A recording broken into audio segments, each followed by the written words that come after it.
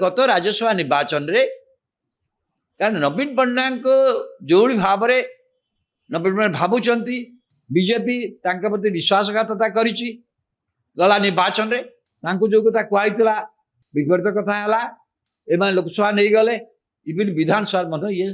संख्यागरिष्ठता हरेले से जो मन में क्रोध अच्छी से जो राज्यसभा निर्वाचन में प्रथम थर पर चेष्टा कले निजक बीजेपी ठू सेपरेट करने जो लोक जो पूर्ण क्षमता थिला राज्यसभा निर्वाचन में सब बीजेपी की कथा शुणुले विशेष अश्विनी वैष्णव को दुई दुई थर राज्यसभा को पठेगी बीजेडी जदि बीजेपी से कौन संख्या नाला जो थे राज्यसभा को जापारे कि बीजेडी पठे राज्यसभा समर्थन कर दल निष्पत्ति करगला राज्यसभा निर्वाचन में जे सीए निज दलर